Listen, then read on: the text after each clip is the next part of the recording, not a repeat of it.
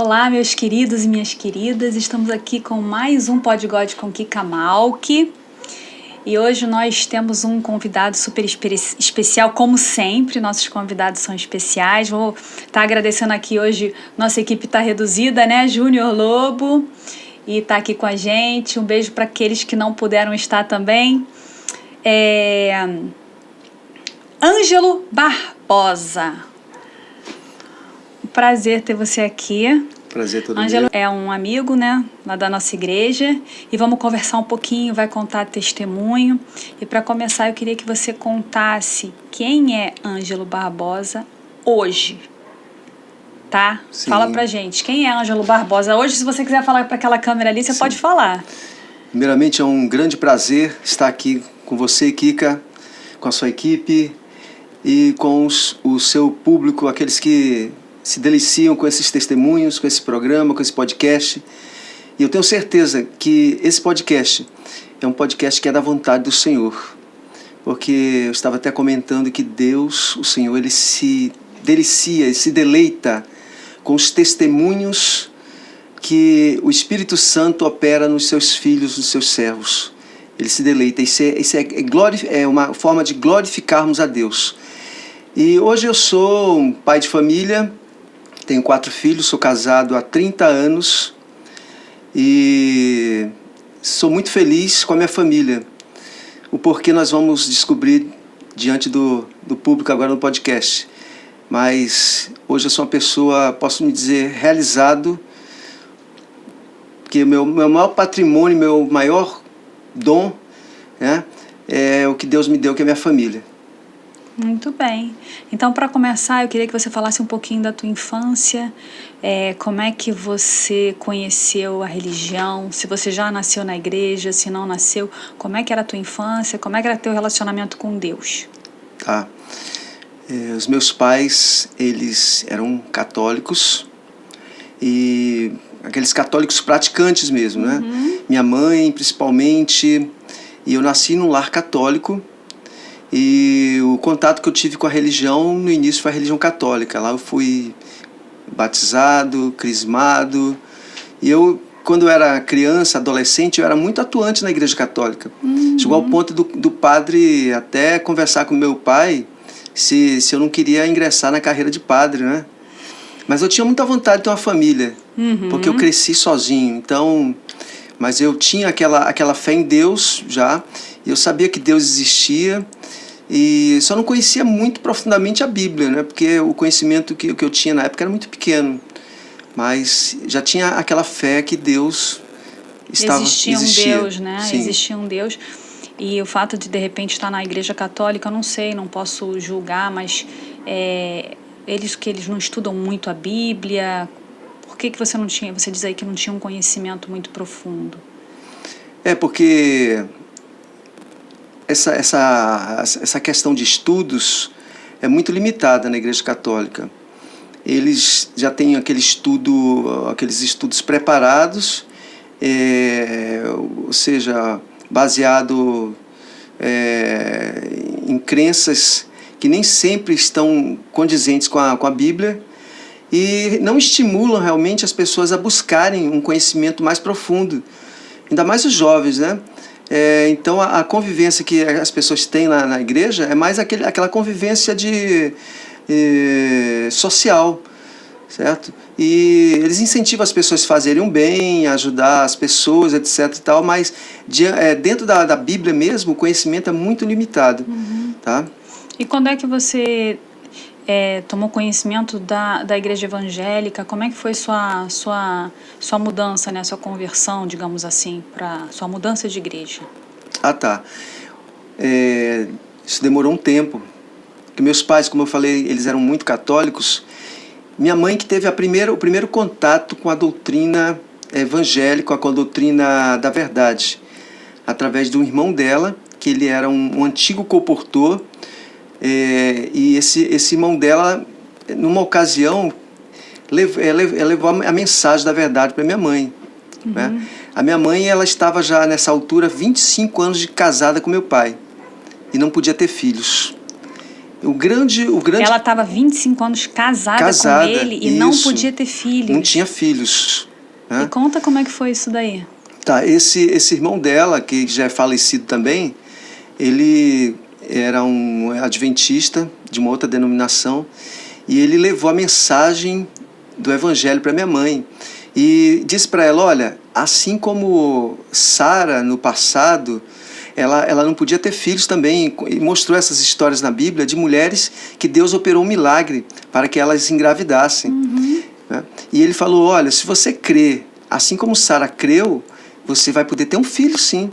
Nada é impossível para Deus, porque diante da ciência, dos médicos, ela estava desenganada. Os médicos já tinham batido o martelo que ela nunca teria filhos. Você é filho único? Filho único. Então esse meu tio, ele me intitulou Filho do Milagre. Antes do meu nascimento, quando minha mãe engravidou, ele disse que eu era o filho do milagre. Né? E eu cresci ouvindo essa história e com essa impressão na minha mente, mas por que eu sou filho do milagre? Né? Depois que eu fui entender algumas coisas que ele relatou para mim enquanto ele estava vivo, etc. Entendi. Então ele que, na verdade, levou tua mãe para a igreja adventista? Não. Porque foi a partir do momento que ela engravidou, que ela se converteu? Como é que a minha mãe nunca foi adventista. Ela faleceu quando eu tinha 9 anos de idade. Ela foi fazer uma cirurgia e morreu da cirurgia. E eu fiquei sozinho com meu pai. Mas ela nunca se tornou adventista. Por quê? Minha mãe era muito submissa à questão de família. Posso dizer até a autoridade do meu pai. Né? E meu pai era aquele que não gostava de evangélico, não gostava de crente. Né? Ele só aceitava alguma coisa vindo de um católico. Muitas vezes meu tio era até expulso da minha casa. Expulso assim, de meu pai pegar a mala dele e jogar na calçada, porque ele estava querendo ensinar a Bíblia para minha mãe. Mas eu não ouvi isso da boca da minha mãe, mas meu tio contou para mim, que eu era muito novo quando ela morreu, que muitas coisas ela aceitou, ela compreendeu, mas ela dizia, eu não posso seguir isso, como é que eu vou ficar com meu marido, ele não vai aceitar, etc. Né? Mas eu creio que minha mãe, ela acreditou, ela creu no Evangelho. Interessante.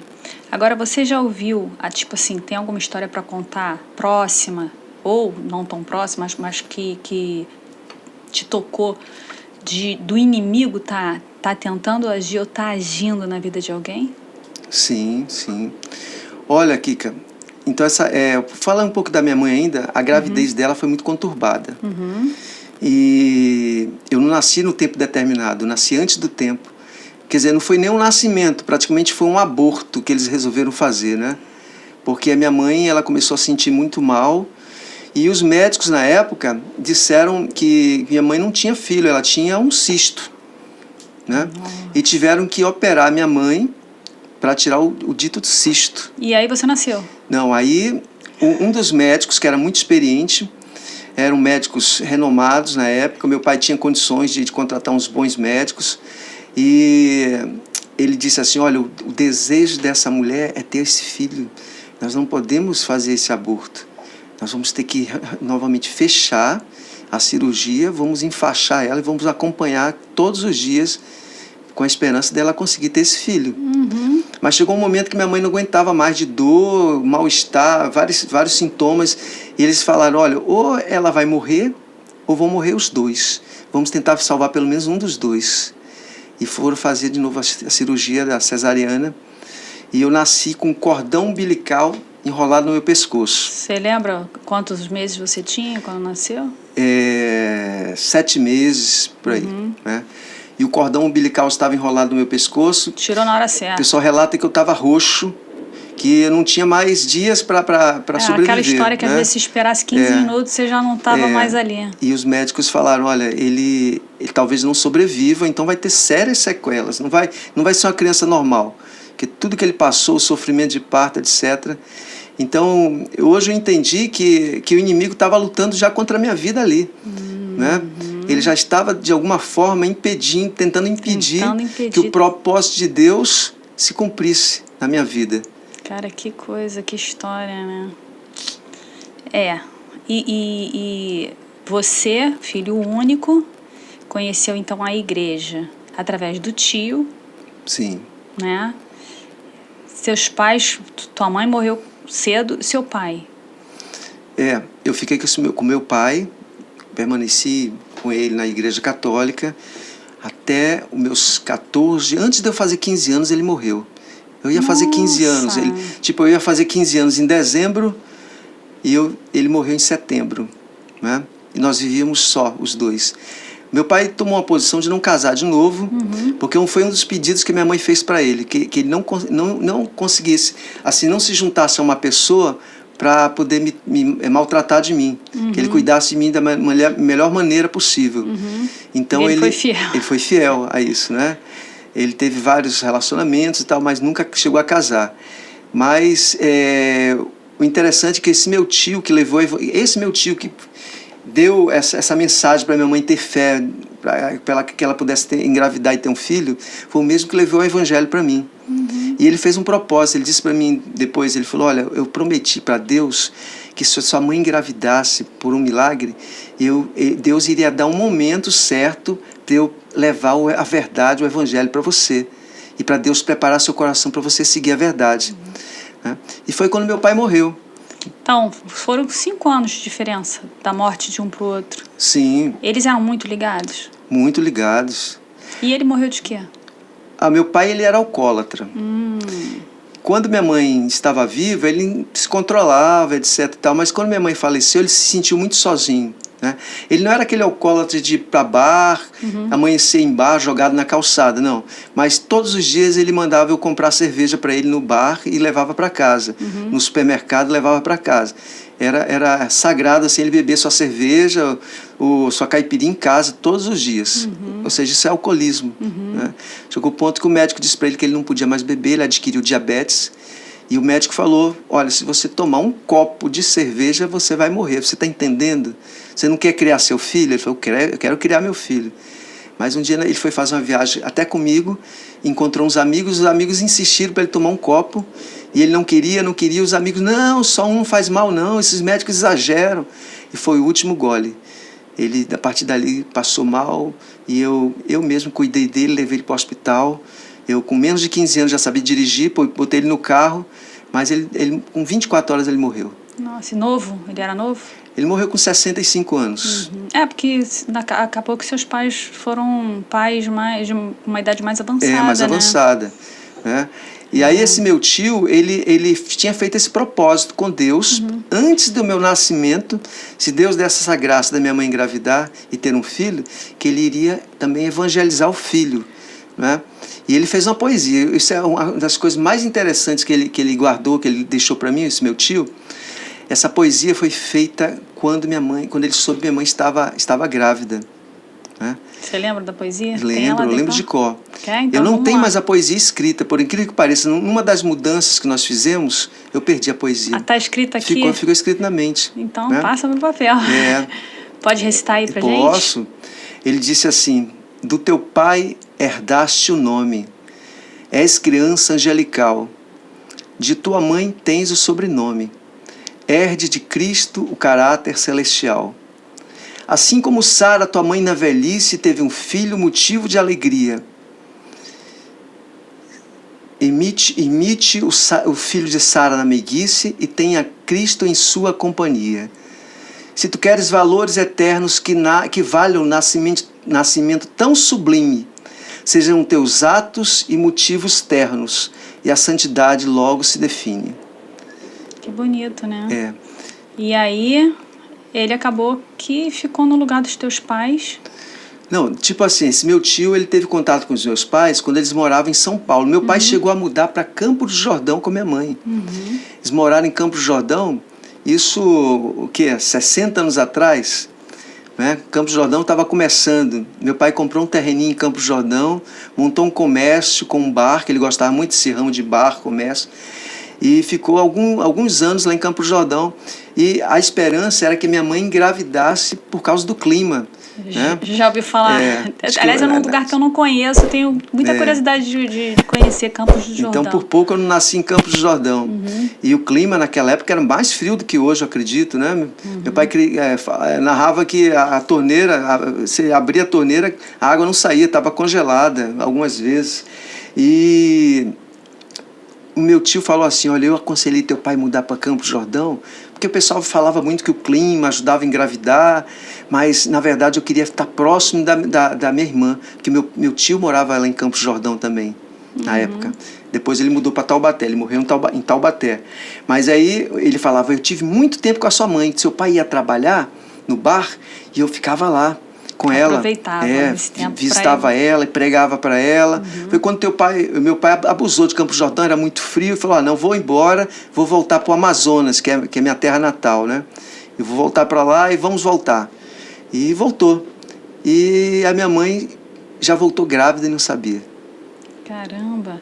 E vem cá, essa perda dos pais precoce, você lembra do sentimento que você teve? Você teve algum momento com raiva de Deus? Você entendeu que era aquilo que Ele queria para você? Você lembra do sentimento que você teve? Qual foi o entendimento que você teve? Olha, esses dois acontecimentos marcaram muito minha vida. Até hoje eu me emociono e eu sinto falta dos meus pais, sabe? Dia dos pais na igreja, dia das mães, eu me emociono, porque eu vejo pessoas lá, às vezes mais velhos do que eu, que estão com os pais, né? Mas Deus tem um propósito, né? Eu aprendi a confiar nos propósitos de Deus, mesmo que nos machuque, sabe? E o que eu senti mais do que a perda da minha mãe foi a perda do meu pai, né? Porque quando minha mãe morreu, eu era muito criança, 9 anos, não entendia muita coisa. Né? Quando meu pai morreu, eu já tinha 14 para 15 anos. E eu passei a entender até um pouco mais do Evangelho. Hoje eu entendo mais o Evangelho pela experiência que eu passei. Jesus, quando estava próximo da sua morte, ele disse assim para os discípulos, olha, eu não vos deixarei órfãos. Né? Tem muita gente que não entende a dimensão dessas palavras. Né? Mas uma das piores coisas na vida de uma pessoa ou de um jovem, de um adolescente é ficar órfão. Né? Porque você sente o chão sair debaixo de você, você fica desamparado, você não sabe o que vai ser amanhã da tua vida. Ainda mais sendo filho único, né? E isso, sem ter irmãos, eu não tive irmãos, não tinha parentes muito próximos. Esse dito tio que falou do Evangelho para minha mãe, ele morava em São Paulo. E na época que ela morreu, ele estava na África do Sul. Estava trabalhando de comportagem na África do Sul, não estava nem no Brasil. Então ele não acompanhou nada. O meu tio falou para mim, eu só acreditava o seguinte, que Deus ia proporcionar um momento de a gente se encontrar e eu também levar a mensagem do Evangelho para você. Ele sabia disso? A gente não sabe por quê, mas ele sabia, né? Deus sabe.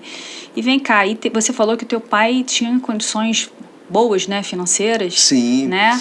E aí, o que aconteceu depois da morte dele? O meu pai ele era uma pessoa que ele veio de extrema pobreza, né? Mas era uma pessoa muito empreendedora. Ele teve vários negócios. Hoje nós chamamos de empresário, né? Ele teve granja, ele teve em Manaus, por exemplo, a primeira granja automatizada da época, trazia eu me lembro, os pintinhos chegavam de avião para Manaus. E eu ia todo feliz pegar aqueles pintinhos. E aquele pintinho que chegava, às vezes tinha quebrado a perninha naquelas caixas. Eu adotava aquele pintinho, ele me dava, eu criava aqueles bichinhos, né? Eu lembrei agora da Feira da Providência antigamente, né? Que a gente chegava lá e ganhava um pintinho. Né? Aqui no Rio, né? Não sei Aí se você chegou a meu pai, pegar isso. Não tive, não conheci. Mas meu pai, ele sempre teve, assim, vários projetos. Teve uma época que ele comprava e vendia carro de leilões. Ele sempre inventava uma coisa nova para ele ganhar dinheiro, né? Ele nunca se acomodava em ter Quando ele morreu, então tinha uma condição ele tinha um boa. patrimônio, ele tinha imóveis, etc e tal. E você conseguiu herdar isso tudo? Olha, infelizmente não. Conta pra gente o que aconteceu. Infelizmente nessas horas eu entendi outra coisa depois que eu conheci o Evangelho, sabe? O porquê que Deus ele fala tanto dos órfãos e das viúvas na Bíblia, certo? Deus ele tem um cuidado especial com os órfãos e a viúva. Desde o Antigo Israel, ele fala muito do Antigo Testamento, porque o órfão e a viúva são pessoas desamparadas, né? E normalmente são pessoas que ficam assim tão atordoadas com aqueles acontecimentos que as primeiras pessoas que se oferecem para ajudar, eles confiam e, né, plenamente, e muitas vezes as pessoas se aproximam para enganar. Foi o que aconteceu comigo. Pessoas mal intencionadas, um amigo do meu pai, que era que me levou até para a casa dele, do cemitério, do dia do sepultamento do meu pai, me levou para a casa dele. Foi uma das pessoas, ele era advogado também, se apossou de várias coisas minhas, que ele disse assim, olha, tudo que for documentação do teu pai, banco, tudo passa para mim que eu vou verificar. Com poucos dias ele disse assim, teu pai não tinha nada. Falei, nem dinheiro no banco? Não, as contas dele tudo zeradas, era mentira, eu sabia que era mentira. Como é que pode, né, não gente? Tem nada. Tem gente má nesse mundo. E quando ele viu que ele tinha conseguido o que ele queria, ele disse assim, olha, você tem que arrumar outro lugar para você ir. Eu já tinha 15 anos. Aí ele disse, não tem a casa da tua tia, irmã do teu pai? Tenta arrumar um lugar para você ficar lá, não dá mais para você ficar aqui em casa, não. Ele já tinha conseguido o que ele queria, né? Então, foi muito doloroso para mim ouvir aquelas palavras de pessoas que eu estava confiando. Estavam te colocando para a rua, né? Entendeu? Mas, e aí que você foi morar com teu tio? Não, uma tia. Foi com a tia? A tia. Essa tia era irmã do meu pai. Uhum. Era a única irmã que meu pai tinha em Manaus, onde nós morávamos. Aí você tinha primos? Ela já era idosa. Não, ela não teve filhos, né? Ela já era idosa, viúva, morava só, né? E o curioso é que essa minha tia, ela morava sozinha, ela era de uma religião afrodescendente. Ela era da Umbanda, né? E o quarto que ela deu para eu dormir, que era o quarto que ela cedeu para eu morar, era o quarto que era o santuário dela. Aquele quarto, no início eu até me assustei um pouco, era repleto de velas, imagens de vários tipos, entendeu? Santos, coisa de candomblé, imagens de vários tipos mesmo, né? E tinha várias velas. Eu dormia no meio daquelas velas acesas. Uau! Entendeu? Você chegou também a conhecer um pouquinho dessa religião, então? Não profundamente. Ela não obrigava, não passava? Não conheci. Mas eu também não me assustei com aquela situação, né? Eu sabia que aquilo lá era a religião dela. De alguma forma, Deus me preparou para aquilo ali, que eu não tinha medo, não me assustava. Nem tinha curiosidade de me aprofundar naquilo, né? Naquele tipo de religião. Eu respeitava, assim como eu respeito até hoje. Nessa hora você já conhecia a Bíblia mais? Não. Ainda não? Nada. Só o que eu tinha aprendido na Igreja Católica quando criança, praticamente. Né? Porque eu tive uma grande decepção na Igreja Católica. Quando meu pai morreu, eu tinha um padre que era muito amigo da família, era de frequentar a nossa casa para almoço e tal. E eu fui em busca desse padre para dar extrema-unção para o meu pai. Né? Lá na Igreja Católica chama assim, extrema-unção. E eu falei, não, eu vou ter que procurar o padre Marcos. E eu fui com muita fé que o padre Marcos ia lá no hospital comigo. E eu passei uma manhã inteira e cheguei à conclusão, me informaram, o padre Marcos está viajando para a Itália e não tem previsão de voltar. Ou seja, meu pai morreu sem ver o padre Marcos. Né? Isso você ficou sentido. Quando o padre Marcos voltou, eu fui lá com o padre Marcos na paróquia. Aí, todo pesaroso, ele me abraçou. Eu falei, padre, o senhor sabia que o papai morreu? Ele falou, não sabia, mas meus parabéns, ele disse para mim. Aí eu não tinha conhecimento da Bíblia, mas aquelas palavras não soaram bem aos meus ouvidos, né? Eu perguntei assim, mas padre, parabéns por quê? Porque eu estava narrando uma coisa triste, né? Uma coisa que tinha partido do meu coração. Tinha que te amparar, né? Eu não estava nem recuperado ainda. Ele disse, meus parabéns. Era a última coisa que eu queria ouvir de alguém. Você esperava, né, ouvir isso? Eu esperava, olha, eu sinto muito, olha, meus pêsames. Estou aqui porque mas precisar. Meus parabéns. Aí eu perguntei, parabéns por quê? Ele falou, porque agora você tem seu pai e sua mãe lá no céu olhando para você, cuidando de você. Olha, aquelas palavras, apesar de vir de uma autoridade religiosa, não soaram bem aos meus ouvidos. Eu não entendi e não acreditei que aquilo ali era verdade. Eu não sei porquê, mas não encaixou. Eu só me despedi dele, fui embora, nunca mais, eu voltei lá para ver o padre Marcos, ele nunca mais me viu. Ficou decepcionado. Fiquei decepcionado. E depois, foi aí que você mudou Não foi aí ainda. Não dá, não? Não. Aí fiquei morando na casa dessa minha tia, eu já era adolescente, comecei a trabalhar jovem. Um amigo conseguiu um emprego na prefeitura para mim, e eu comecei a fazer um estágio, depois eu fui contratado, depois eu comecei com outro amigo que era dono de uma academia, eu comecei a trabalhar nessa academia e comecei a fazer vestibular para educação física. Iniciei o curso de educação física e comecei a dar aula na academia desse meu amigo. Eu dava aula de ginástica aeróbica, né? E na época estava no auge os anos 80, início dos anos 90, competição de ginástica aeróbica, dupla, trio, individual, isso, né? Gente, que legal. E eu cheguei a competir. Isso era onde? Em Manaus, em dupla, né? Uhum. E me destaquei, inclusive, teve uma época que a campeã mundial de ginástica aeróbica, ela foi lá para Manaus dar um curso para a gente, e ela me convidou, ela falou: Ângela, a gente vai fazer uma seleção brasileira de ginástica aeróbica, vão pegar pessoas de várias partes do Brasil, e eu quero te convidar para fazer parte dessa equipe, como representante aqui da região, né? Chegou a vir no Rio? Se apresentar aqui no Rio? Não cheguei a tanto, porque foi nesse inteirinho que eu conheci o Evangelho. Aí eu tô perguntando isso mudaram. porque é na época que eu estava justamente na faculdade, e eu vivenciei muito essas competições, essas duplas de ginástica aeróbica. Então eu tive essa fase aí na minha adolescência, meus 17, 18, 19 anos, que eu dava aula, aquelas aulas coreografadas, né? Então, até hoje eu tenho facilidade, meus filhos ficam encantados. Pai, como é que você aprendeu isso?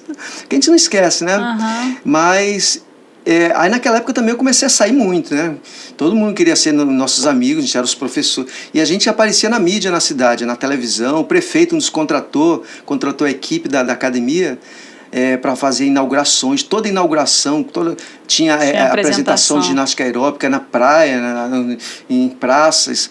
E a gente ficou meio famosinho, assim, né? Uhum. Chegava pessoas, assim, garotas, por exemplo, com um recorte de jornal e vinha me mostrar: olha o que eu tenho seu, tal. Quando a gente ia se apresentar, olha o que eu tenho, todas as suas fotos e tal, né? Eu achava legal aquilo lá, mas não me deslumbrava também, né? Uhum. E a gente começou a ser convidado para festas, eventos, boates e tal. Aí rolava bebida, naquela época você... Eu tinha me determinado, como meu pai era alcoólatra e morreu disso, eu tinha aversão? Eu tinha uma determinação de não beber. Mas o que aconteceu? Mesmo assim eu fui fraco e comecei a beber uma cervejinha, uma caipirinha e tal. E uma certa ocasião eu cheguei... tomei umas cervejas a mais, cheguei assim bêbado em casa, na casa da minha tia. Olha, eu não sabia como é que eu estava, mas eu sei que eu tive dificuldade para colocar a chave na porta da casa para poder entrar. Quase não acerto. Aí eu deitei na cama, no meu quarto, aquele quarto cheio de velas, né? Deitei, não passou muitos minutos, eu vi tudo rodando, deu aquela vontade, aquela ânsia de vômito. E o banheiro era só eu abrir a porta e entrar no banheiro, mas eu não consegui. Quando eu tentei levantar, eu vomitei na própria cama. Uhum. Um pouco no chão, um pouco na cama. Ali eu dormi. Foi ali que eu tive... que Deus tocou no meu coração para eu buscar a Jesus. Nesse momento? Nesse momento. Quando eu acordei de manhã, eu estava no meio daquela sujeira, né? Você pensou: tá tudo errado isso aqui, isso não é para mim. Não, eu chorei. Eu acordei e comecei a chorar, trancado no quarto, sozinho. Não pedi perdão, porque eu não tinha noção do mal que eu estava fazendo para mim, né, para mim mesmo e para Deus, eu não tinha noção. Uhum. Mas eu senti vontade de seguir uma nova vida, de mudar, né? Ali eu fiz minha primeira oração. Mas por que primeira oração, né? Porque a gente, quando eu estava na igreja católica, até então eu era católica, a gente aprendia a rezar. Rezava aquelas rezas preparadas. Isso. Que a gente via, né, lia, decorava. Isso. Até hoje eu sei elas de cor, né? E naquele dia eu me ajoelhei do lado daquela sujeira lá, e eu falei assim para Deus: Deus, eu não quero continuar nessa vida. Eu quero que o Senhor me mostre um novo caminho. E eu não sei do que eu preciso, mas eu preciso de alguma coisa. E eu preciso que o Senhor me mostre. Eu falei para ele assim. E eu não sei o que é, mas eu quero que o Senhor me mostre um novo caminho. E eu não sou feliz, eu disse para ele. Isso eu lembrei, eu disse: eu não sou feliz, sabe? eu aparentemente sou feliz, mas eu não sou, o senhor sabe disso. E eu quero ser feliz. Só você, só a gente para saber se a gente tá, né, feliz, qual é o nosso sentimento. Às vezes a gente até demonstra uma coisa, mas lá no fundo... E eu fui muito sincero, sabe? Tanto que eu não esqueci até hoje as palavras que eu falei. Eu falei, eu preciso ser feliz. E eu quero ser feliz. Eu quero que o senhor me mostre a felicidade. E eu não concluí nem em nome de Jesus, porque eu não conhecia Jesus. Jesus, eu conhecia aquele Jesus do Papai Noel, do Natal só. Não o Salvador que tinha morrido por mim. Mas eu sabia que existia um Deus. E esse Deus, naquele momento, ele me ouviu. Ele teve misericórdia de mim. E eu acredito até mais hoje que Deus já tinha um plano para mim. Com certeza. Né? Já tinha esse plano. E depois de 3 a 6 meses, eu não me lembro bem, eu cheguei da academia 10 horas da noite. Aí minha tia estava no portão. Aí ela chegou aí e falou, tem uma novidade para ti aí. Oi, tia, tudo bem? Eu dei um beijo na testa dela. O que é, tia? Ela falou, uma pessoa que tu gosta muito, tá aqui, veio te visitar. Fala logo quem é, tia. Não, vou falar não, entra aí que ele tá lá dentro. Sabe quem era? Meu tio, que levou a mensagem do evangelho para minha mãe, transmitiu aquela fé para minha mãe. Tô até arrepiada, né? Seu pedido foi atendido. Para minha mãe engravidar. E ele tinha feito um propósito com Deus, como eu já falei, Deus vai abrir uma porta, né? Ele tinha impressão, meu tio tinha essa impressão, o pai dele vai ter que morrer para ele poder aceitar o evangelho, que a minha mãe não aceitava por causa do meu pai. Tinha esse bloqueio, era muito difícil, né? Eu vejo assim, às vezes com casais, né? Onde a mulher está na igreja e o marido não aceita ou vice-versa. Mas não foi tão rápido assim não, viu, Kika? Isso que eu queria falar para todos, que às vezes as promessas de Deus, elas não se cumprem do dia para a noite. Às vezes a gente espera um milagre, a gente espera, eu vou orar e amanhã vai estar tudo resolvido. Não é assim. Olha, da morte do meu pai para essa visita do meu tio, foram uns 5 anos mais ou menos. Né? Eu entrei por vários caminhos, festas, bebidas. Graças a Deus não entrei no caminho das drogas. Você nunca chegou a morar com esse teu tio? Não, nunca cheguei. Aí dali ele te levou para a igreja? Me levou para a igreja. Aí ele disse assim, olha, eu vou ficar aqui. Eu vim da África do Sul. Eu estava na África ainda. E como é caminho para São Paulo, eu parei aqui porque eu tenho uma promessa que eu fiz para Deus que eu tenho que cumprir. Eu falei, que promessa é, tio? Que quando seu pai, Deus ia me mostrar, possivelmente quando seu pai morresse, eu teria que trazer a verdade, o evangelho para você.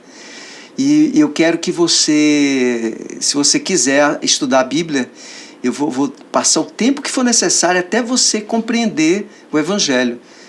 O tempo que for necessário eu vou ficar aqui, eu não sei quanto tempo. Mas Deus vai trabalhar com você. Você tem vontade? E Deus, eu já tinha pedido de Deus uma nova vida.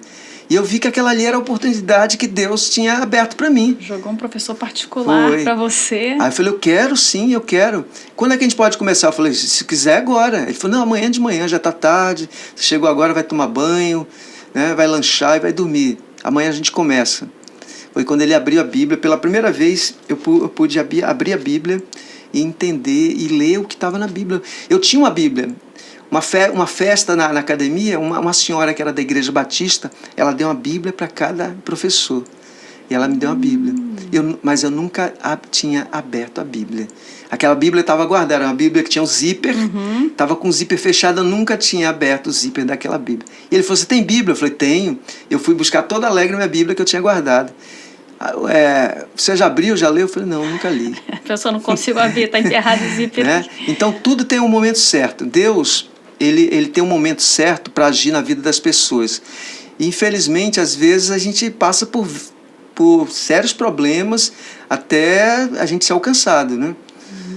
Aí você conheceu a igreja? Sim. Você já tomou decisão de... eu conheci uma igreja adventista de uma outra denominação, que não é a igreja adventista do sétimo dia que eu estou hoje. É da promessa, não? É da Reforma. Da Reforma. Da Reforma. E por coincidência, essa igreja era poucas quadras de distância da casa da minha tia. A gente chegava aí a pé, eu e meu tio, aos sábados para a igreja.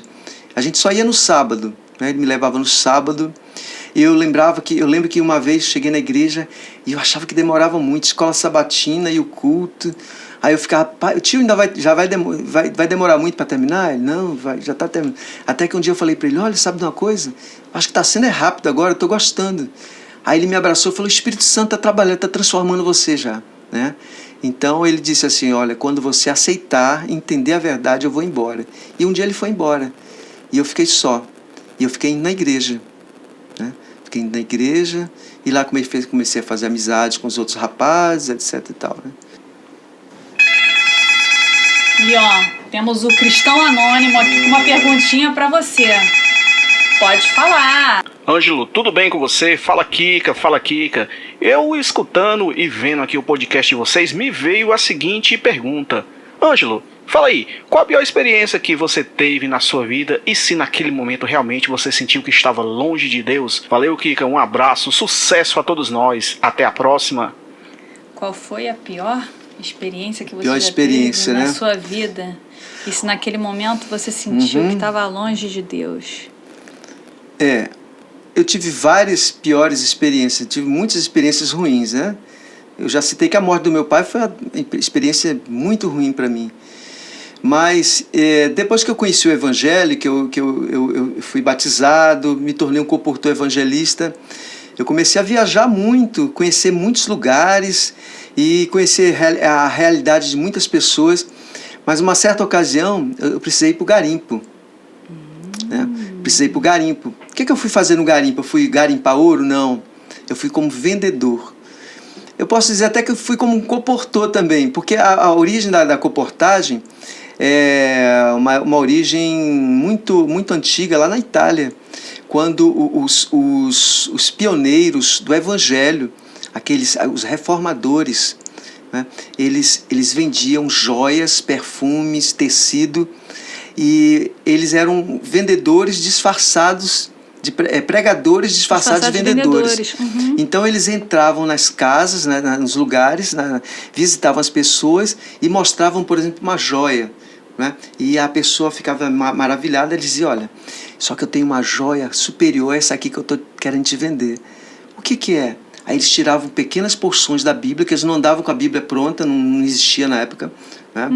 E eles davam aquelas porções da Bíblia, a pessoa guardava e lia aquilo lá, relia. Era o Evangelho que eles conheciam. Então a comportagem surgiu daí. Na Igreja Adventista, a comportagem surgiu através dos livros. Os vendedores entravam nas casas como disfarçados em vendedores de livros sobre a Bíblia, livros sobre medicina natural, sobre saúde, e as pessoas recebiam, né, nos recebiam. Passei muito tempo nessa profissão, cerca de 20 anos. É difícil? É difícil, mas é muito gratificante, porque você sente a presença de Deus lado a lado com você, né? E aí, o que acontece? Quando eu fiz essa viagem para o garimpo, eu não levei livros, eu levei perfumes.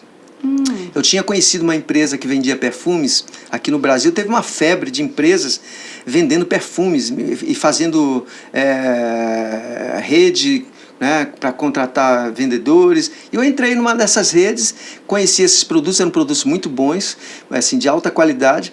Só que na cidade estava muito batido, muito difícil, a minha situação financeira estava muito difícil, só eu trabalhava lá em casa. Você já era casado? Casado, já tinha os filhos, né? Você conheceu a Lu? Já tinha os 4 filhos, já era casado com a Lu. Você conheceu a Lu quando na tua vida? Ela era da igreja? Como é que era? Numa dessas viagens, logo que eu fui batizado, que eu me tornei comportor, eu fui mandado para uma cidade chamada Boa Vista, que é em Roraima, capital de Roraima. O pastor conversou comigo e disse, olha, nós precisamos de um pastor nessa igreja lá de Boa Vista, mas nós não temos condições financeiras de mandar um pastor agora, que é uma igreja pequena, tem menos de 15 pessoas e não temos condições de pagar.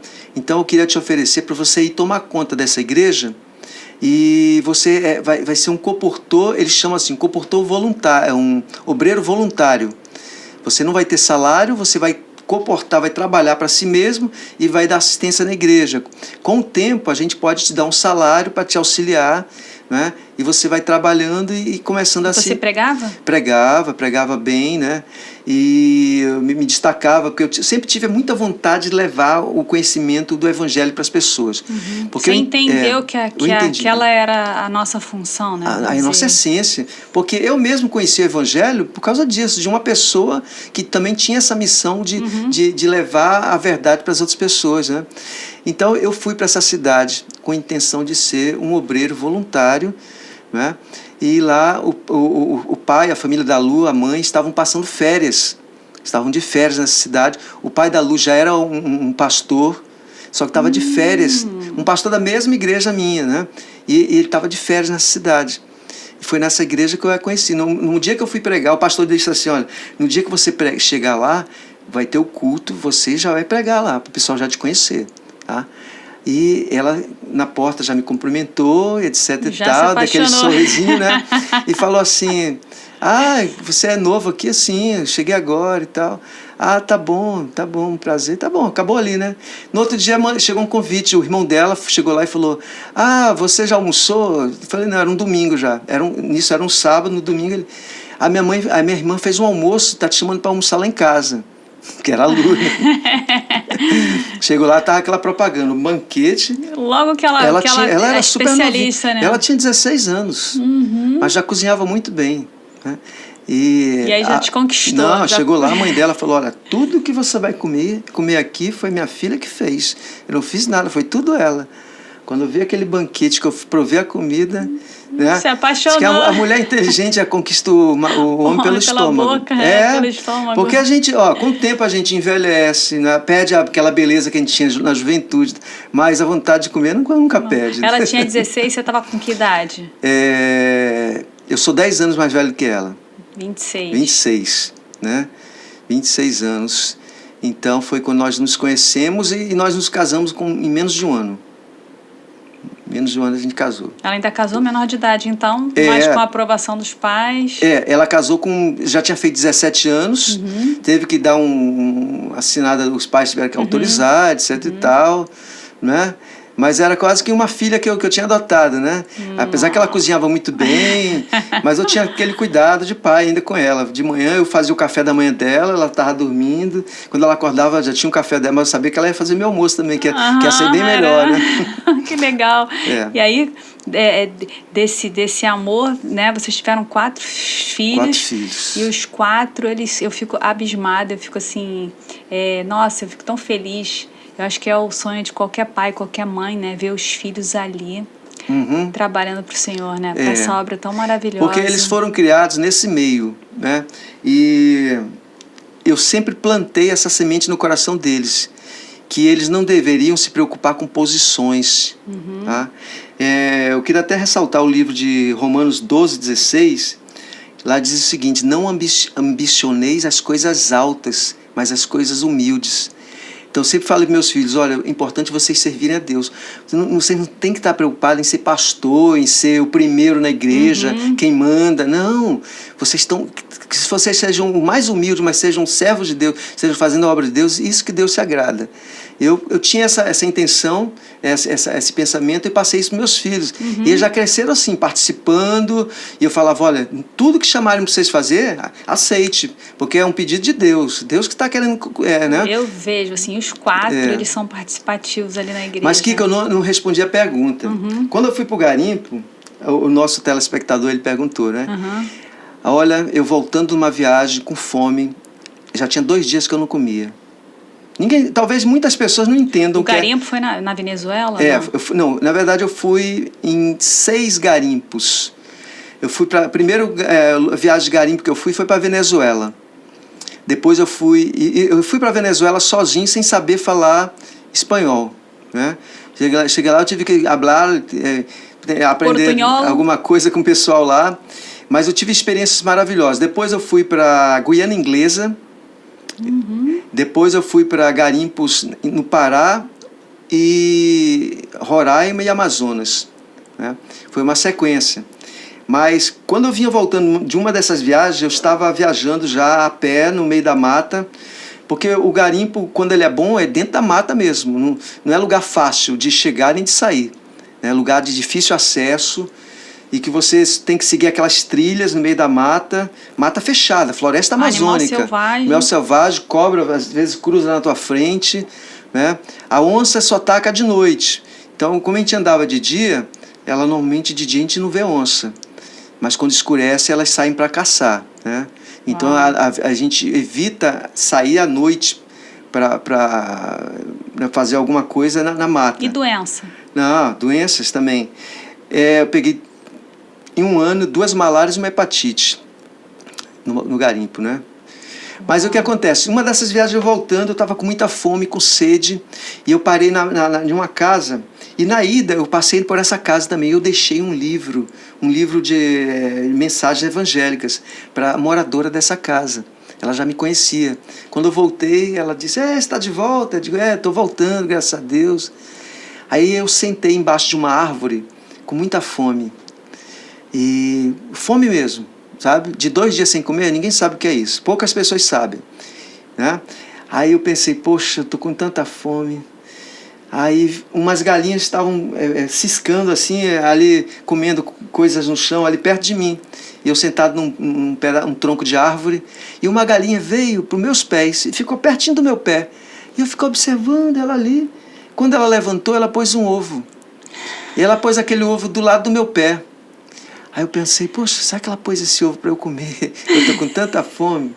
Aí eu peguei aquele ovo, mas o ovo não era meu, né? Era da galinha, a galinha pertencia à dona da casa lá. Aí eu fui lá, peguei o ovo, fui lá, bati, e ela veio. Oi, eu digo, olha o que aconteceu, eu estava sentado ali, narrei para ela e a galinha pôs um ovo, eu queria devolver para a senhora aqui. Mas eu queria perguntar, a senhora não vende esse ovo para mim? Aí ela falou, por quê? Eu falei, porque eu tô com muita fome. E se a senhora quisesse vender, ou cozinhar, ou fritar esse ovo, eu ia agradecer muito. Ela falou, você come ovo? Come com farinha, tipo uma farofa? Como? Então vou fazer 3 ovos para você. Eu digo, mas quanto é? Porque normalmente essas regiões tudo é muito caro. Tadinho, o pessoal chega a cobrar 1 grama de ouro por um ovo, não é? 1 grama de ouro hoje é quase R$300. Entendeu? Nossa. É assim, ninguém vende nada lá em dinheiro, em moeda, tudo em plata. Tudo é ouro. E aí? Aí ela disse, não, eu vou fazer uma farofa de ovo, vou dar para você.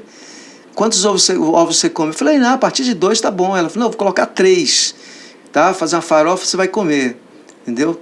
E eu vi que aquilo ali foi a misericórdia de Deus. Aquela galinha, eu nunca tinha visto a galinha ficar no meio da perna da pessoa, eu sentado num tronco de árvore, a galinha pôr o ovo nos meus pés ali. E eu comi aquele ovo porque ali. Se a galinha não tivesse feito isso, você não ia pegar o ovo, não ia devolver. Ter tido a ideia de ir lá pedir uma farofa de ovo, não ia ter teste. Mas Deus viu que eu estava nas últimas, né? Então, nessas minhas viagens, eu aprendi a ver o cuidado de Deus, né? E nos momentos mais difíceis, não existe aquela de Deus não deixar você passar por dificuldade. Hoje muita gente fala nisso aí, não, vem para a igreja, vem para Jesus que tudo vai ser um mar de rosas. Não é verdade. O próprio Jesus, né? Jesus ele disse assim, no mundo tereis aflições, mas tende bom ânimo, eu venci o mundo. Então a gente passa por aflições, né? E ali era uma aflição. Eu estava sendo vitorioso porque eu tinha conseguido vender todo o meu perfume, minha mercadoria no garimpo, mas eu estava voltando sem nada para comer. Eu levava um estoquezinho até de alimentos para quando eu ia, né? Levava um macarrão instantâneo, levava um suplemento alimentar, tipo aquele shake, eu levava aquilo, levava um pacote de leite em pó, que eu falo, no caso de emergência, eu tenho alguma coisa para sobreviver, era um kit de sobrevivência. Mas você trazia pelo menos ouro para poder vender? Eu trazia sempre uma boa quantidade. Levava para casa e sustentava minha família um e para pagar as dívidas, que a gente estava com muitas dívidas. E a gente estava querendo um propósito muito grande de ir embora de Manaus, né, para Brasília, mas a gente não tinha condições financeiras. E o clamor da minha família é que a gente quer ir embora. Eu falei, não, a gente vai embora. Mas o meu objetivo era esse, eu tinha um objetivo de me libertar de algumas dívidas para poder ir embora. Né? Mas eu acho que esse foi um momento muito difícil, mas que eu vi a mão de Deus. Eu vi a mão de Deus ali permitindo que a galinha colocasse aquele ovo para que eu tivesse a ideia de pedir para aquela senhora vender o ovo para mim e fazer uma farofa pelo menos de um ovo. Eu acho que se eu encontrasse essa mulher na volta, ela, oi, você voltou? Eu falei, você tem um prato de comida? Eu acho que eu ia pedir direto, tô morrendo de fome. Mas vamos agora dar um tempinho aqui para falar dos nossos patrocinadores com o Júnior Lobo. Opa, Kika, tudo bem, Ângelo? A conversa tá linda. Então, os nossos patrocinadores são eles: Rafael Branquinho, material de construção, My Melody Soundtrack e a rádio Gospel City, onde o herói é de verdade. Um abraço para o nosso amigo Neto Matos. Da Rádio Rocão 80. É isso aí. Você foi para Brasília, então?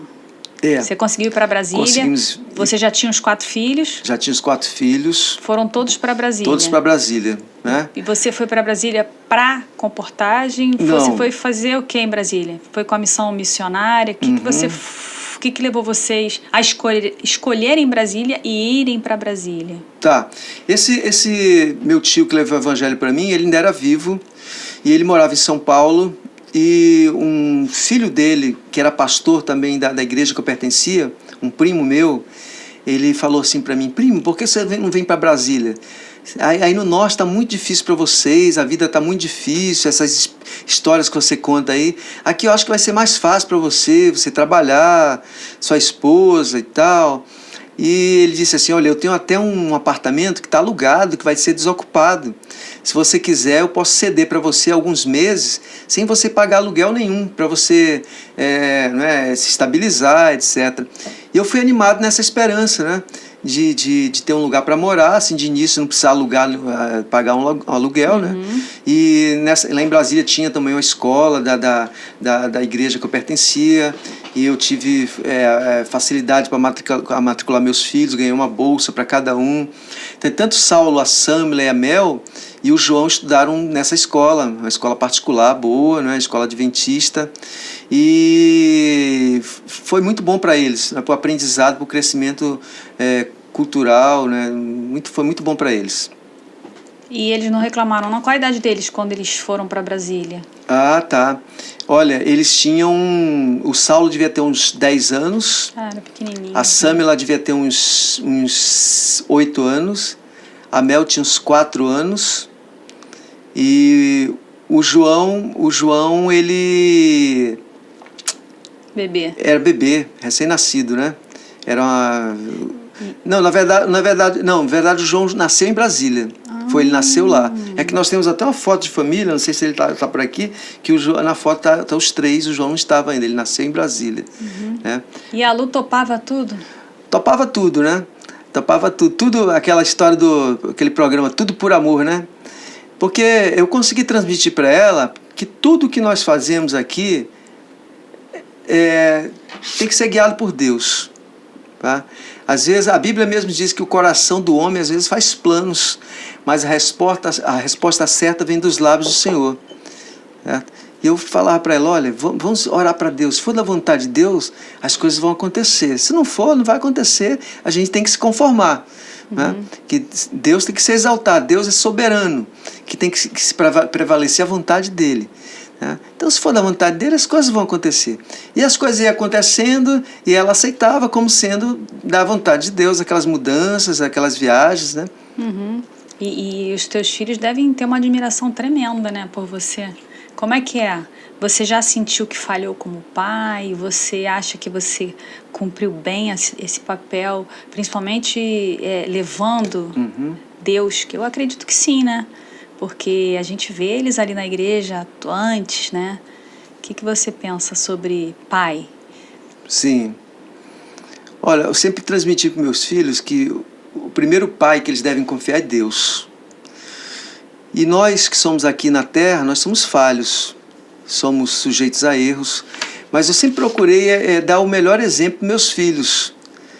E poucas vezes eu tive momentos assim que meus filhos se envergonhassem de mim. Eu acho que eu nem me lembro desses momentos, sabe? Sempre mostrei a Bíblia para eles, o Evangelho, e sempre mostrei para eles: olha, vocês precisam ser pessoas boas e honestas. Tá? Não importa a dificuldade que vocês estejam passando na vida, porque na vida a gente está sujeito a passar dificuldades. Vocês nunca pensem em entrar por um caminho errado achando que vai ser mais fácil. Aceitem um momento de dificuldade, confiem em Deus, que Deus ele vai tirar essa dificuldade. Isso aí vai passar, um dia vai passar. Tudo passa. Né? Esse momento que vocês tiveram em Brasília é o momento que você sai do garimpo e você vai ter uma nova vida em Brasília? Sim, sim. Aí fomos ter uma nova vida. A Lu, ela entrou... Eu matriculei ela num curso de gastronomia. Nesse curso ela se destacou, né? E ainda mais que ela tinha já esse dom de fazer comida saudável, vegetariana. A comida vegana nem, naquela época nem se falava, né? Até o vegetariano as pessoas já se assustavam, boa né? pergunta. Você é vegetariano desde quando? Eu sou vegetariano desde quando conheci o Evangelho. Esse meu tio que levou a mensagem para mim, ele era vegetariano. Certo? E ele transmitiu essa mensagem para mim também, mostrou na Bíblia, eu tive outros conhecimentos de outros livros, e eu cheguei à conclusão que era a vontade de Deus realmente, que eu fosse vegetariano. Né? Eu compreendi realmente que o Evangelho envolve isso aí, como a verdade presente. E quando você conheceu a Lu, ela já era vegetariana? Já era vegetariana, os pais dela também. Então os filhos nunca comeram carne? Não, nunca comeram carne. E a minha preocupação não era proibir meus filhos comer carne, mas fazer com que eles entendessem o plano de Deus. Tá? A Bíblia diz que nem por força, nem por violência.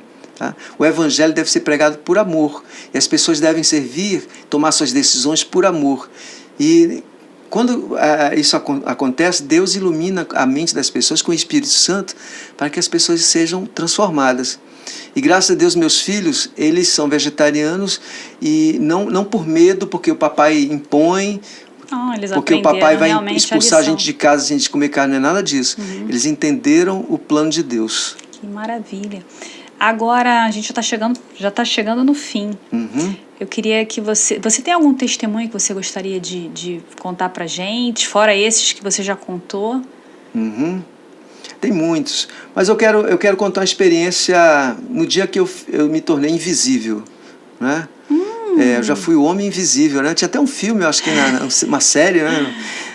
Existe a capa da invisibilidade, né? Mas conta como foi isso aí. Olha, numa volta dessas viagens do garimpo, na Venezuela. A Venezuela a gente sabe que se tornou um país muito perigoso e muitos assaltantes, lá eles chamam de malandros. Né? E numa dessas viagens eu vinha voltando do garimpo numa van cheia de pessoas que trabalhavam também no garimpo. Uma mulher que era cozinheira, tinha passado um ano lá juntando o ouro dela para trazer para a cidade. O outro rapaz que era operador de máquina passou acho que 2 anos juntando, tinha mais de 1 quilo de ouro. Então a gente vinha junto, né? De repente uma barreira na estrada. E essa barreira eram bandidos mascarados com fuzis, metralhadoras. Né? Foi a primeira vez que eu vi essas armas pesadas assim pessoalmente. Foi lá na Venezuela. Depois eu vi aqui no Rio também, né? Infelizmente existe.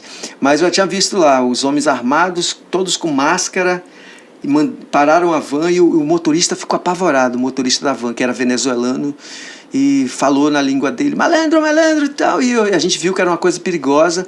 Ele parou o carro, aí eles abriram a porta e mandaram todos descer do carro.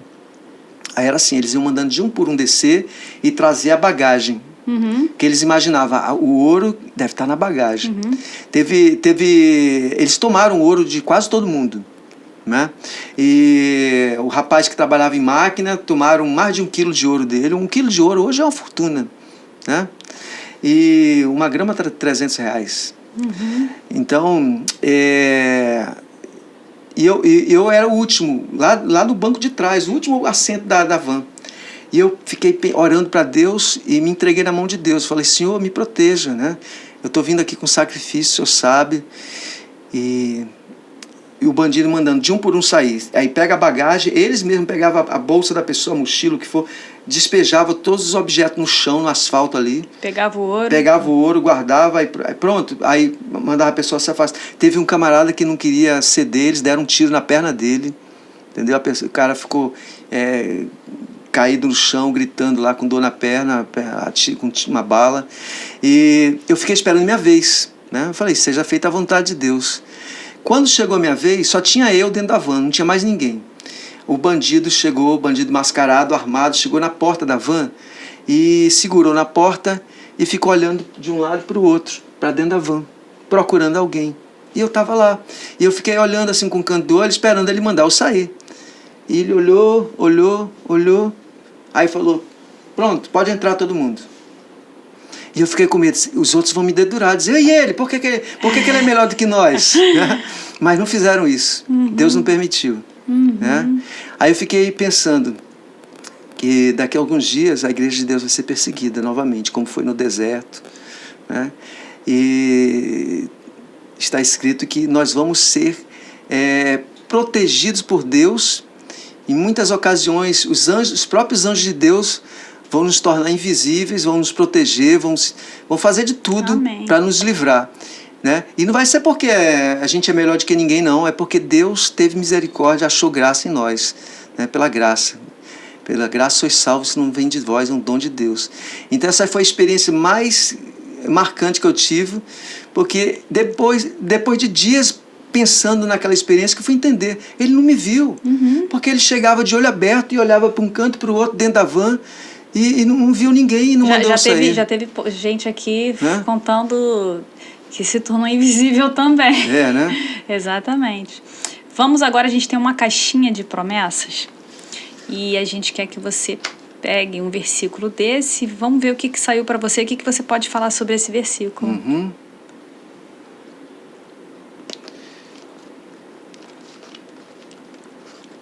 Quero esse amarelo aqui. Vamos lá. É bem apropriado, viu? Impressionante. Isaías 26, verso 3. Tu guardarás em perfeita paz todos que em ti confiam, aqueles cujos propósitos estão firmes em ti. Então é essa a certeza que eu tive, até hoje, que nós temos, né? Que Deus está nos guardando em perfeita paz. Essa paz não quer dizer que a gente não tenha problemas. Com certeza. Tá? Tem gente que interpreta que Deus dá a paz para os seus filhos e acha que não vai ter problemas, não. E também tem aquele que a gente vê que sabe que vai ser perseguido. Nós seremos perseguidos. Sim. E aí nem quer conhecer com esse medo da perseguição, das consequências, né? Do que vai acontecer. Que paz é essa perfeita que Deus dá para aqueles que confiam nele, né? Que diz aqui. É a certeza de que Deus está com você e que você será vitorioso, mesmo diante da tribulação.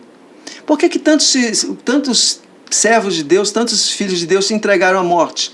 Tantos morreram cantando, né? Muitos morreram cantando, foram degolados, foram cerrados ao meio, foram queimados na fogueira, foram enforcados, cantando, louvando a Deus, porque a paz que eles tinham era a certeza que a vitória estava ganha, que aquela morte ali naquele momento não significava nada, né? Que a vida eterna estava garantida. E essa é a certeza que nós devemos ter. E esse propósito que nós temos de confiar em Deus, né? Isso mesmo. Ângelo, você está aposentado? Como é que é a tua vida hoje profissional? Olha, não estou aposentado. Eu nem tenho idade para me aposentar ainda, né? Você faz sermão? Eu tenho 57 anos. Quer dizer, estou fazendo agora em dezembro, 57 anos, né? Que dia? Primeiro dia de dezembro. Chegando. E tenho planos de me aposentar, de ter um sítio para descansar, né? Mas as minhas experiências não acabaram ainda. Estou em busca de experiências ainda, né? Eu estou com um plano. Deus está abrindo uma porta para eu fazer uma viagem novamente agora, esse ano, se for possível, para o Amazonas. Vou resolver um negócio lá. E lá eu vou visitar algumas pessoas que eu levei o evangelho também, né? E algumas pessoas que eu transmiti o evangelho, elas não estão na igreja adventista, estão em outras igrejas, né? Que são igrejas evangélicas, e que eu pretendo ainda continuar com esta mensagem. E eu creio que Deus tem preparado o coração de algumas delas, né, para aceitar. E você tem rede social? Se quiserem conversar com você, tem contato? Como é que o pessoal faz? Não tem rede social. Então, se alguém quiser falar com você, vai escrever lá no YouTube. Olha, eu quero falar com ele, manda o telefone. Sim. Será um prazer atender a todos, né? E essas experiências, eu quero dizer o seguinte, não foram porque eu sou melhor do que ninguém, não foram porque eu me considero uma pessoa superior às outras, mais santo do que as outras, mas foi porque eu confiei em Deus. Qualquer pessoa que esteja nos assistindo, que quiser ter uma experiência com Deus, basta ele confiar em Deus. O mesmo Deus que operou milagres, que usou os seus servos no Antigo Testamento, no Novo Testamento, que operou milagres através de seus servos, Ele está disposto a nos usar agora, hoje. Né? Basta que a gente confie e se entregue nas mãos dEle. Né? Agora o problema é que a gente não confia, nossa fé é muito pequena. Tá? Então, nos piores momentos da minha vida, o segredo da minha vitória foi ter confiado em Deus, E assim eu tenho feito até hoje, diante dos problemas que estão surgindo, né? Todo dia a gente tem um problema diferente. Deus, ele tem cuidado de nós, né? E hoje eu trabalho como motorista de aplicativo. Né? Eu já estou com um plano, Deus está abrindo uma porta já para eu empreender. Eu tenho uma veia empreendedora também, que eu herdei do meu pai. Eu já empreendi várias vezes, já tive restaurante, eu e a Lu. Tivemos restaurantes vegetarianos, já uns 2. Né? Temos projetos para o Rio também, mas muitas vezes falta o incentivo, né? Mas Deus, Ele manda também. Deus abre portas. Deus está aos poucos abrindo uma porta. A gente está com a grande esperança de voltar a empreender aqui no Rio. Não querem sair em breve. do Rio? Não, a gente gostou muito do Rio e nós sentimos que Deus, Ele tem uma missão para nós aqui no Rio. Eu quero só, antes de finalizar, dizer que Deus, Ele nos trouxe aqui para o Rio. Né? As minhas filhas, Samila e Mel, elas sonharam que a gente vinha morar no Rio. E eu falei, vocês estão malucas? O que eu vou fazer num lugar perigoso daquele? Né? Não, pai, mas a gente ia morar no Rio. E um senhor de idade, bem velhinho, estava mostrando a casa que a gente ia morar. E foi isso que aconteceu. No lugar que nós fomos morar, logo que nós chegamos aqui, um senhor bem velhinho mostrou a casinha humilde e disse, aqui, ó, vocês vão morar aqui e não precisa pagar aluguel por 3 meses. Depois de 3 meses vocês começam a me pagar. Olha só, né? Entendeu? As duas Porque essas viagens que a sonho. gente faz, a gente vem de mala e cuia. Ninguém vem com ajuda de custo, ninguém vem com ajuda de empresa, ninguém vem patrocinado por ninguém, não. E vocês vieram para o Rio com a função missionária? Nós viemos na época da pandemia. Lá em Brasília estava muito difícil. Um negócio que nós tínhamos, um empreendimento, ele faliu. A nossa despesa era muito alta. O aluguel em Brasília é quase que você alugar um imóvel aqui para fazer um restaurante no Leblon, por exemplo. Uau. Entendeu? O valor. Por mais que seja pequeno. E eu comecei a trabalhar com aplicativo, carro de aplicativo lá, para tentar equilibrar as finanças, mas mesmo o carro de aplicativo caiu muito. Todo mundo, na pandemia em Brasília, a cidade parou, ninguém saía na rua, a cidade já é deserta, ficou mais deserta ainda. Aí eu falei, olha, nós pagamos aluguel para morar aqui também, então vai ficar difícil a nossa situação. É melhor a gente ir para um lugar que eu possa pelo menos trabalhar para a gente se manter. E como nós tínhamos conhecidos no Rio, nós viemos parar no Rio, a gente foi conversando com um e com o outro, né? E Deus abriu as portas que hoje a gente já está praticamente se levantou de novo, né? Então, que legal. E esse Pod God aqui, né, que me chamaram para apresentar, na verdade, a intenção nossa é justamente apresentar histórias reais, né, esses testemunhos para que a pessoa... Não, aquilo aconteceu de verdade, né? Não é uma história que, de repente, você ouviu falar. Você está vendo a própria sendo contada por quem viveu aquilo, né? Isso. E tentar alcançar pessoas. Então, para finalizar, a gente sempre pede um apelo. Então, você vai olhar para aquela câmera ali e faz teu apelo. Chama aí do teu coração, do teu jeito. Gente, eu quero... Depois de vocês terem conhecido um pouco da minha vida, né? Eu quero apelar que você entenda que tudo que aconteceu comigo, ou está acontecendo com você, Deus está sabendo de tudo. Deus está por trás de tudo. E que Ele tem um propósito, mesmo nas tuas dificuldades, mesmo naqueles momentos que você acha que eu não precisava passar por isso, mas que Deus entendeu que você precisava passar sim. Mesmo que quando você foi humilhado, você deparou com uma doença incurável, com um sofrimento, com um abandono, Deus estava ao seu lado, tá? E Deus, Ele estava cuidando de você, e assim como Ele cuidava de mim. Desde quando minha mãe engravidou, que ela não podia ter filhos, desde quando os médicos queriam me abortar, né, que eu nasci quase morto, Deus estava cuidando de mim. E Ele está aqui hoje também. Através desta mensagem, desse testemunho, que você entenda que a sua vida também é um testemunho. Basta que você acredite e enxergue os pequenos detalhes da sua vida como preparados por Deus e que Deus está guiando sua vida. Então acredite nisso. Não importa a dificuldade, Deus está no controle. Gente, foi um prazer, Ângelo. Muito obrigada pela tua presença. Obrigado, Kika. Gente, um beijo, ó. E até o próximo Pod God com Kika Malk.